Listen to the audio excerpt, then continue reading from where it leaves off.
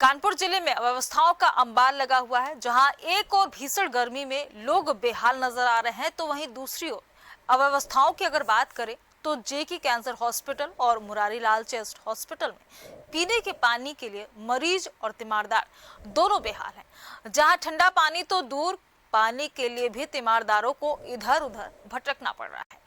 और हॉस्पिटल में जो पीने का पानी आ भी रहा है वो भी बिल्कुल गर्म है, जिसे पीने के लिए लोग सिर्फ मजबूर हैं। वहीं स्वास्थ्य विभाग के अधिकारियों की लापरवाही से अस्पताल में पीने के पानी की कोई व्यवस्थाएं उपलब्ध नहीं है।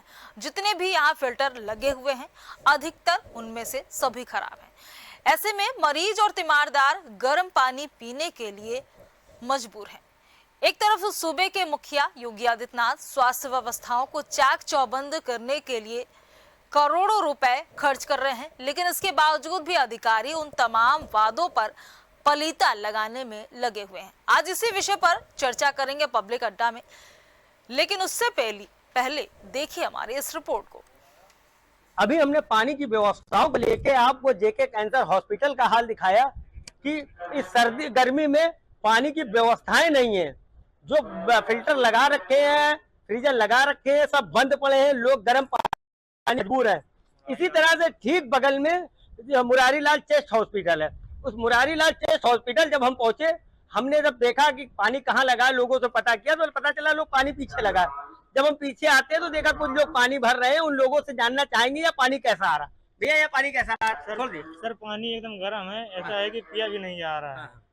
इस गर्मी की हालत देखते हुए ठंडा पानी मिल जाता है, थोड़ा राहत मिल जाती है, मगर वो भी नहीं है सुविधाएं। क्या सरकार दे रही सुविधाएं? हमें तो कुछ सुविधा नहीं लग रही। नहीं, सरकार तो सुविधाएं बहुत देती है। सरकार की सुविधाओं के बारे में मतलब बात करी जाए, सरकार बहुत सुविधा देती है। सरकार इन लोगों को इतना फंड देती है काम कराने के लिए, फंड जाता कहाँ? तो ये तो सर हॉस्पिटल वालों को जवाब देना चाहिए ना। ये तो या तो अगर व्यवस्था अच्छी नहीं तो हॉस्पिटल वालों को रिपोर्ट देनी चाहिए कि सर हमारे यहाँ व्यवस्थाएं नहीं है। गर्म पानी पीने को मजबूर है, सुधार होना चाहिए। बिल्कुल होना चाहिए, क्योंकि गरीब जनता आती है इधर पानी पीने और उनके पास इतना नहीं होता कि कोई ठंडा पानी खरीद सके 20 रुपए बोतल। तो मैं तो चाहूंगा कि लगना चाहिए, ठंडा पानी मिलना चाहिए आम जनता को। अभी हमने आपको दिखाया कि वहाँ एक फ्रीजर लगा है, जो कि फ्रीजर काम नहीं कर रहा है, बिल्कुल बंद पड़ा है, टोटियां तक गायब है। दूसरा एक फ्रीजर यहाँ लगा है, पर यहाँ पे पानी की व्यवस्था नहीं है। यहाँ लोग पानी भर रहे हैं, पीने के लिए ले जा रहे हैं और लोग पानी भर के ले जा रहे हैं। इनसे जानना चाहेंगे भैया ये पानी कैसा है? गरम आ रहा है इस टाइम तो। अरे इधर देखो है, कैसा पानी आ रहा है? गरम आ रहा पानी। गर्म पानी आ रहा है। आपको लगता है फ्रीजर से आ रहा है, उसके बाद गर्म पानी मिल रहा है? हाँ जी, फ्रीजर से आ रहा पर गर्म आ रहा पानी।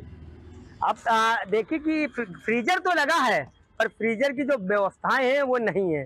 पानी गर्म मिल रहा है और आप ये समझ सकते हैं कि जो कैंसर के पेशेंट होते हैं, पीड़ित होते हैं, क्योंकि पहले से ही इन लोग का सारा इलाज में पैसा लग चुका होता है।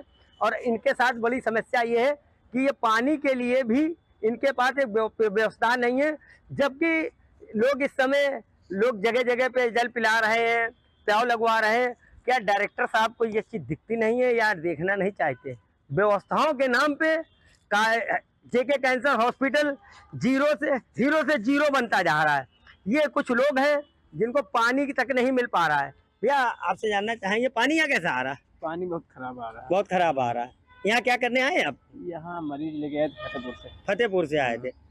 अब ये फतेहपुर से मरीज लेके आए थे, पानी बहुत खराब आ रहा बता रहे हैं और पानी की कोई व्यवस्था नहीं है।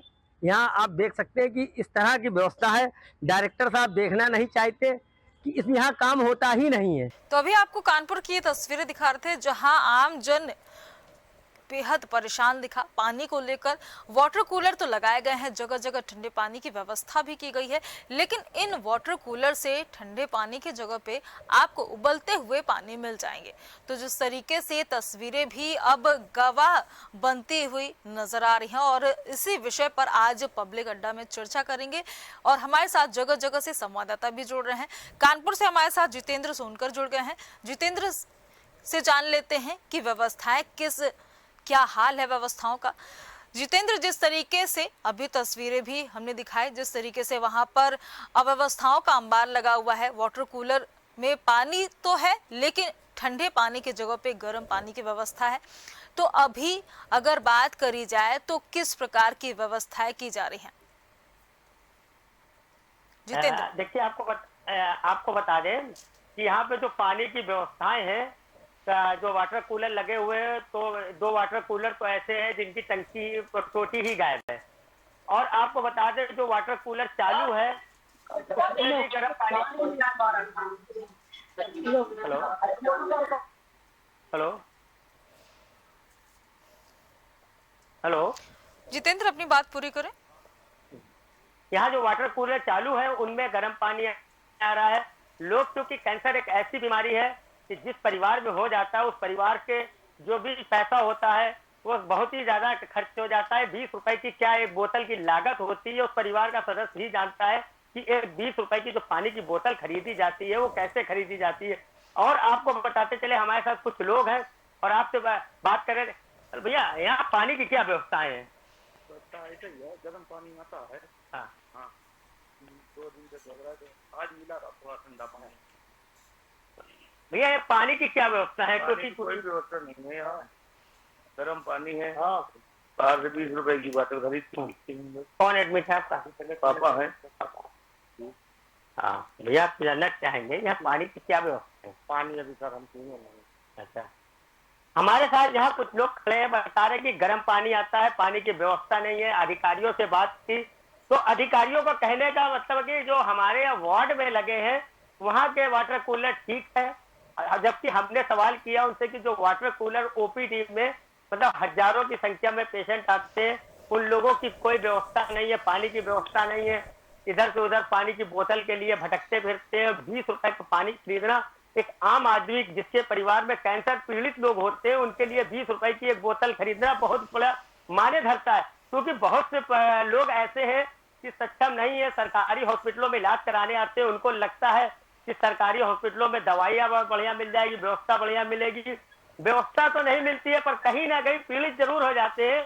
और आपको बताते चले कि जन औषधि केंद्र भी है। अभी मेरी बात हुई डायरेक्टर से तो उन्होंने ये भी बताया कि यहाँ पे वो भी नहीं चालू हो पा रहा है।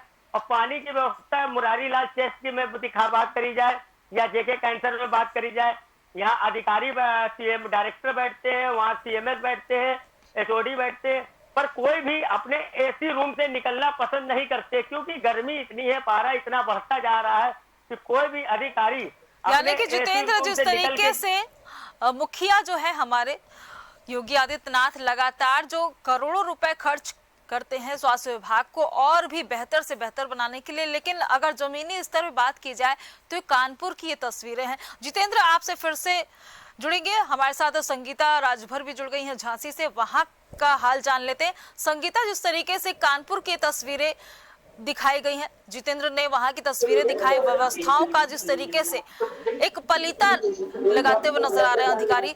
झांसी की बात करी जाए तो वहां स्वास्थ्य व्यवस्थाएं किस प्रकार की हैं? जी, जिस तरह से मैं आपको बता दूं कि झांसी में अगर स्वास्थ्य व्यवस्थाओं की बात की जाए और मौसम को देखते हुए स्वास्थ्य व्यवस्थाओं की बात की जाए तो यहाँ पर काफी संतोषजनक जो है परिणाम है।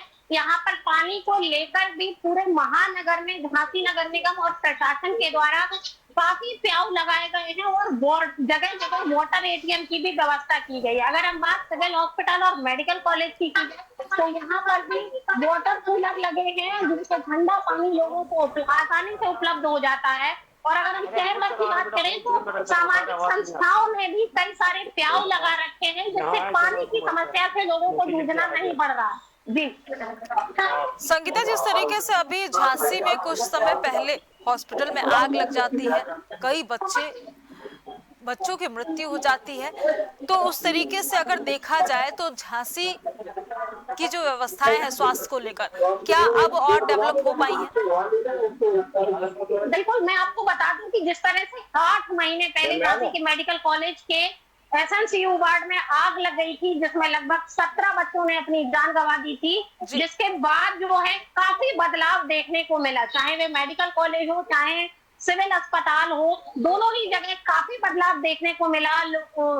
जो प्रशासन है उसने कड़े इंतजाम किए लोगों को सतर्क रखने के लिए और साथ ही साथ जब बार बार ऑडिट भी कराया गया, कई मॉक ड्रिल भी कराए गए और इस तरह की कोई आपदा ना आ पाए, इस तरह की कोई जनहानि ना हो पाए, इसका पूरा ध्यान रखा जा रहा है और प्रशासन पूरी तरह से सतर्क मोड में नजर आ रहा है। पिछले 8 महीने पहले हुई घटना ने जिसने पूरे देश को झकझोर दिया था, उसने बेशक जो है जहां 17 बच्चों ने, नवजात शिशुओं ने अपनी जान गंवा दी थी, उसके बाद प्रशासन जागा है और काफी चीजों में सुधार हुआ है। एक बार हमने मेडिकल इमरजेंसी को भी दिखाया था, हमारे चैनल ने प्राथमिकता से इस खबर को दिखाया था कि किस तरह से झांसी के मेडिकल कॉलेज की इमरजेंसी में पीवीसी की शीट्स लगी थी और उसके बाद उस पर एक्शन लेते हुए वहां टाइल्स लगवाई गई और काफी इस तरह के छोटे छोटे बदलाव हैं जो वहां पर किए गए। लेकिन एक बड़ा सवाल मेडिकल प्रशासन पर अभी भी है कि लगातार वहां से जिस तरह से पोस्टमार्टम हाउस से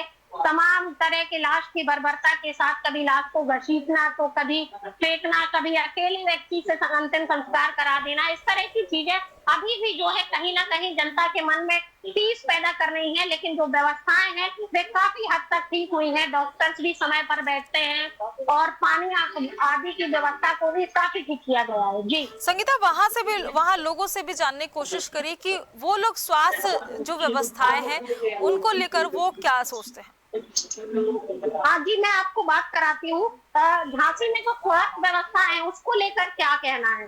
बढ़िया है, बहुत अच्छी स्वास्थ्य व्यवस्था है। एक बार जाके देखोगे ना किस तरह से वहाँ पे लोग बहुत परेशान होते हैं।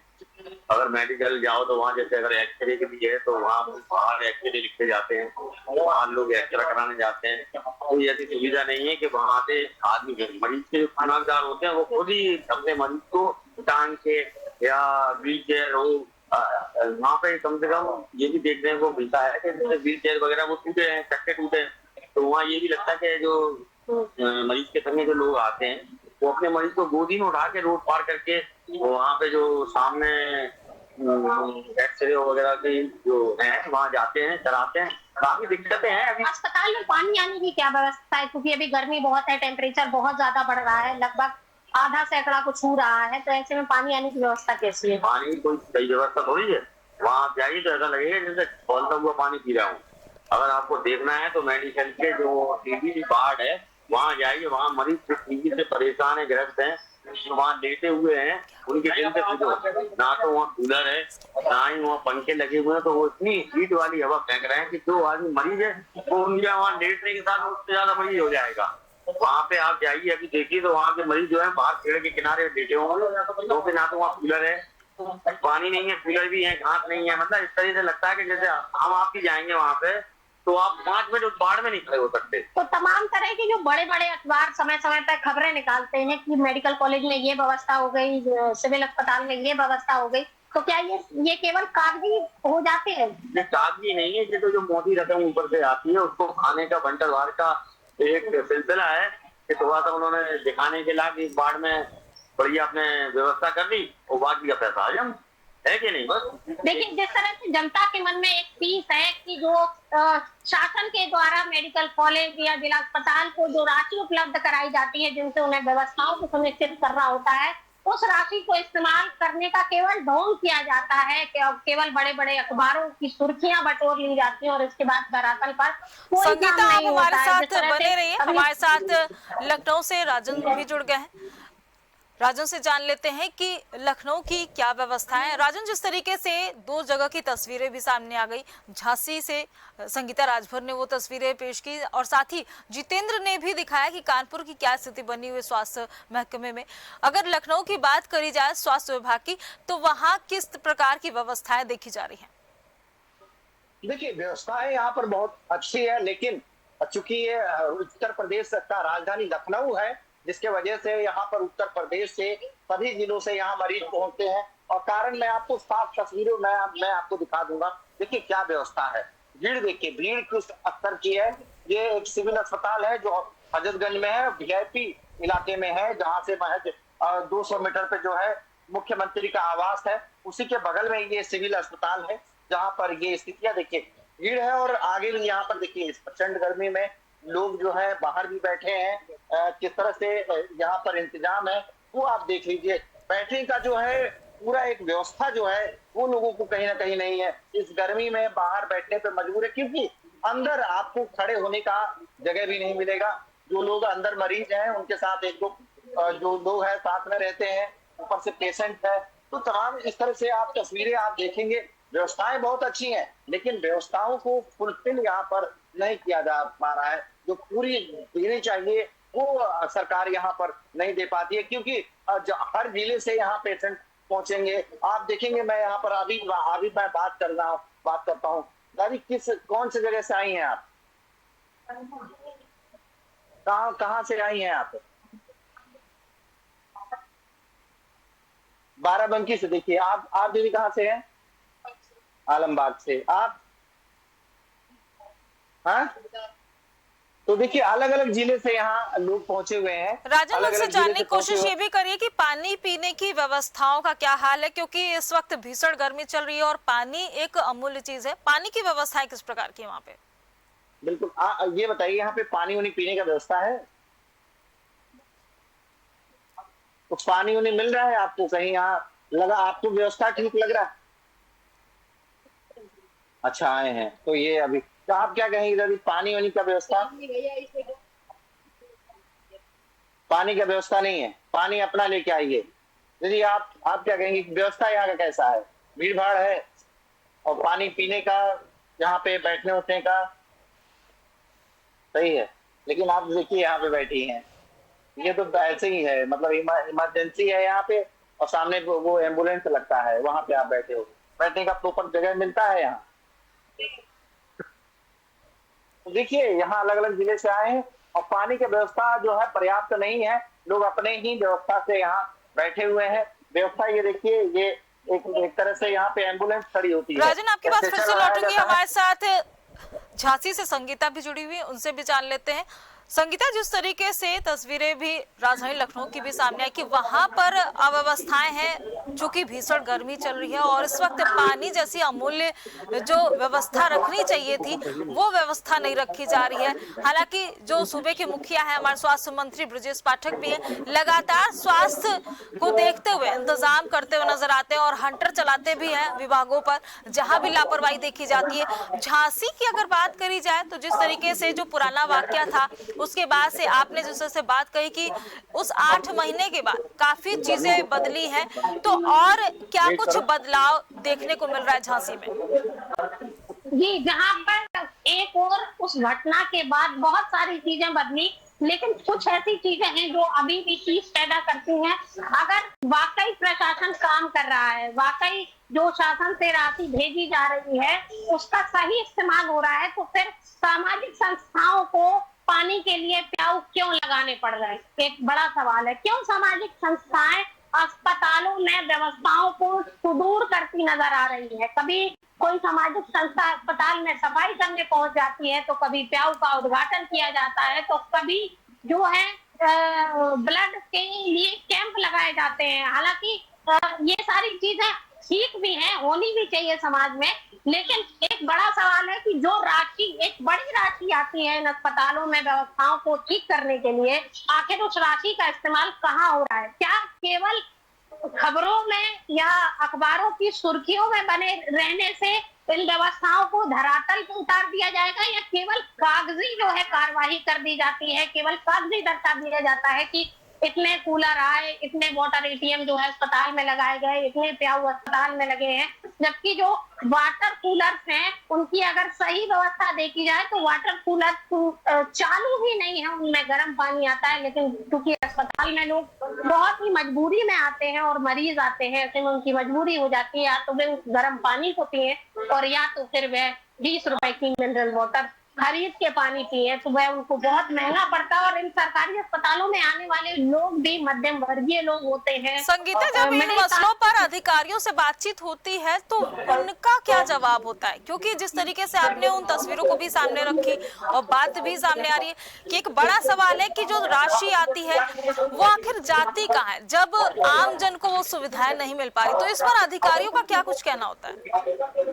जी, अगर मैं झांसी के सीएमओ की बात की जाए, जिनके कंधे पर जिम्मेदारी है झांसी के मेडिकल कॉलेज और जिला अस्पताल की व्यवस्था को संभाले रखने की, तो सीएमएस झांसी के हमेशा कैमरे से बचते नजर आते हैं और मीडिया से उनकी दूरी इतनी रहती है जिसमें कि दूर के रिश्तेदार से भी लोग कभी कभी बात कर लेते हैं, लेकिन झांसी के सीएमओ बात करने को तैयार ही नहीं होते। कभी भी उनको फोन लगाओ तो कभी उनका फोन रिसीव नहीं होता है, कभी उनका फोन बंद जा रहा होता है, और अगर इत्तेफाकन मीडिया वहां पहुंच भी जाए, उनसे मिलने का प्रयास करे, तो वे हमेशा वीसी में व्यस्त रहते हैं, ऐसा उनके स्टाफ का कहना होता है। तो जिस तरह से लीपापोती की जाती है, ये साफ तौर से एक बड़े भ्रष्टाचार की ओर भी इशारा करता है। और सीएमओ का व्यवस्थाओं को लेकर जो रवैया है वो हमेशा उदासीन रहता है। और यहाँ झांसी में तो प्राइवेट हॉस्पिटल की मनमानी भी एक बड़ा मुद्दा है, उस पर भी सीएमएस हमेशा